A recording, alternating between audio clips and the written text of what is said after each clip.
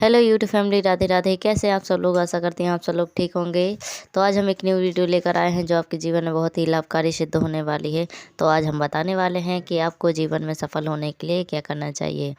तो हमारे गुरुजी ने बताया है, बागेश्वर धाम वाले गुरुजी ने बताया है, जिसको सभी जानते हैं। बहुत ही विख्यात हैं, बहुत ही महान गुरुजी हैं, बहुत ही ज्ञानी हैं, सबकी मदद करते हैं। उन्होंने बताया कि अगर हमें अपने जीवन में सफल होना है तो हमारा एक एक क्षण, एक एक पल निश्चित होना चाहिए कि हमें किस क्षण पर क्या करना चाहिए, क्या करना है, किस पल में क्या करना चाहिए, तभी हम अपने जीवन में सफल हो सकते हैं कोई अर्थ ही नहीं निकलता और अपने है। जीवन को सफल बना थैंक यू सकते सो मच हैं। सभी को। अगर प्लीज़ वीडियो में पसंद है लास्ट तक बने रहिए और वीडियो पसंद है तो प्लीज़ लाइक शेयर सब्सक्राइब कीजिए और वीडियो को एंड तक ज़रूर देखिएगा। बहुत लाभकारी वीडियो है, आपके जीवन को बहुत ही ज़्यादा प्रभावित करेगी और आपको अपने जीवन में बहुत सफल बनाएगी।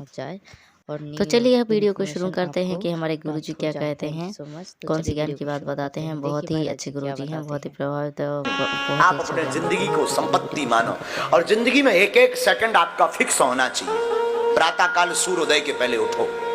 आज की कथा हम बता रहे ना, अगर जिंदगी बढ़िया जीना है तो सुनो और इसे बार बार सुनना। जिंदगी में आप सूर्योदय के पहले उठो। आप अपने मकान पर कितने भी घोड़े दौड़ने वाली चित्र लगा लो, आपकी जिंदगी में दौड़ नहीं आएगी। जब तक सूर्योदय के पहले नहीं उठोगे तब तक आपकी जिंदगी दौड़ेगी नहीं। उगता हुआ सूर्य का चित्र लगाने से, टोटका करने से आपके जिंदगी में उजाला नहीं आएगा।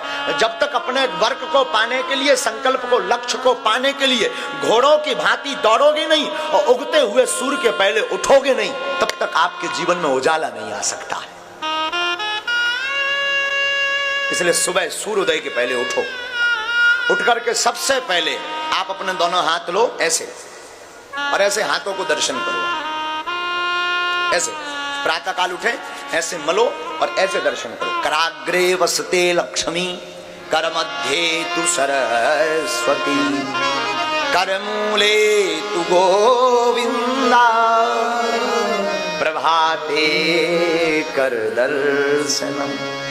प्रातः काल आप अपने हाथों की रेखाओं को देखो, मल करके अपने नेत्रों में लगाओ। सबसे पहले भूमि मां को प्रणाम करो, पैर नीचे रखने के पहले। ये पुरानी परंपरा है, क्योंकि भूमि पर कितना भार नहीं। धरती हमारी मां है। धरती खदान है, रत्न देती है, अन्न देती है, हमको रखती है। तो भूमि को प्रणाम करो। इसके बाद उठ करके अगर स्नान कर सको तो बहुत अच्छा, स्नान करो। सूर्य भगवान को अर्घ दो। सूर्य इस संसार के जागृत देवता है, प्रत्यक्ष देवता। और सूर्य को अर्घ देने से वैज्ञानिक तथ्य भी है कि विटामिन डी की कमी नहीं होती। तो आप सूर्य भगवान को अर्घ दो। इसके बाद अपने इष्ट को, माता पिता को प्रणाम करने के बाद, गुरु को प्रणाम करने के बाद अपने इष्ट के लिए हनुमान चालीसा, दुर्गा चालीसा, काली चालीसा, भैरव चालीसा, जो भी आप पढ़ते हो पढ़ो। गुरु माला मंत्र ले रखा तो माला लो और मंत्र जाप करो। आपके बज गए 8 बजे कुछ भगवान को प्रसाद लगाओ और फिर खुद कुछ पाओ। योग व्यायाम आदि करके कुछ पाओ, टहलो। इसके बाद लगभग 10-11 बज गए, आप अपने काम के लक्ष्य पर ध्यान। आपका प्रश्न होगा, महाराज फिर भजन और तो नहीं करना होगा? करना होगा। अब कैसे भजन करना? अगर आप बिजनेसमैन हैं, अगर आप नौकरी करते हैं तो ऐसे भजन करो। अगर आप खेती करते हैं तो ऐसे भजन करो। 10 बजे निकल गए अपने बिजनेस के लिए, अपनी दुकान के लिए, आप अपने नौकरी के लिए, तो जाते जाते गाड़ी चला रहे ना तो फिल्मी गाना मत बजाओ, न गाओ। हम अक्सर देखते हैं फलाना बदनाम हुआ ठिकाने के लिए नक कटा, ये मत लगाओ। उसकी जगह गाड़ी उठाओ, भजन लगाओ। राम नाम जो गुरु मंत्र है वो मनी मन जप करना प्रारंभ करो। चलते फिरते, उठते बैठते, श्वास को व्यर्थ मत गवाओ। कोई काम कर रहे, माताएं घर पे रहती हैं, रोटी बना रही, रोटी बनाओ। एक रोटी बनाई, सीताराम। तवे पर रखो, सीताराम। चूल्हे में लगाओ, सीताराम। बर्तन में रखो, सीताराम। 4 बार सीताराम का जाप भी हो गया और एक रोटी तैयार भी हो गई। फिर वो रोटी खाना नहीं, फिर वो रोटी प्रसाद बन जाएगी और प्रसाद जो भी पाएगा प्रभु को पा जाएगा।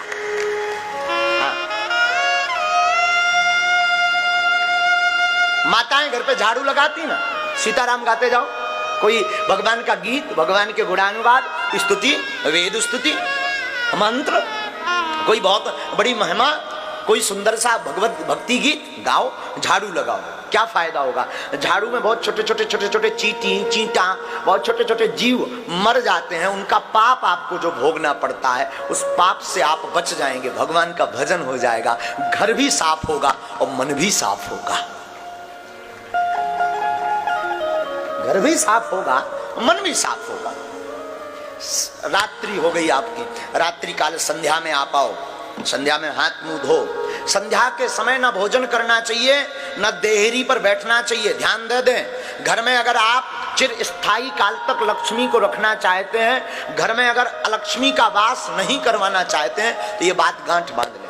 अगर आपके घर में लड़ाई होती है तो ये कारण हो सकता है। अगर आपके घर में पैसा नहीं रुकता तो ये कारण हो सकता। क्या आप अपने घर में संध्या काल को या तो झाड़ू लगाते होगे, या संध्या काल में भोजन करते होगे, या संध्या काल में भोग मैथुन्य कर्म करते होगे, अथवा संध्या काल में आप देहरी पर बैठ करके रो रहे होगे। 4 काम वर्जित हैं। दरवाजे की देहरी पर संध्या काल में मत बैठो, संध्या काल में भोजन मत करो, संध्या काल में आप मैथुन्य कर्म भोग मत भोगो, अवासना युक्त मत रहो, संध्या काल में आप रो मत, कलेश मत करो। क्यों? संध्या काल में भूत भावन महादेव अपने गणों के साथ पृथ्वी पर विचरण करते हैं, और जिस घर में ये 4 चीजें होती दिखाई पड़ती हैं, भोले बाबा उस घर से अपनी कृपा को दूर कर देते हैं। लक्ष्मी जी घर छोड़ करके भाग जाती हैं और कुलच्छनी का वास घर में हमेशा के लिए हो जाता है।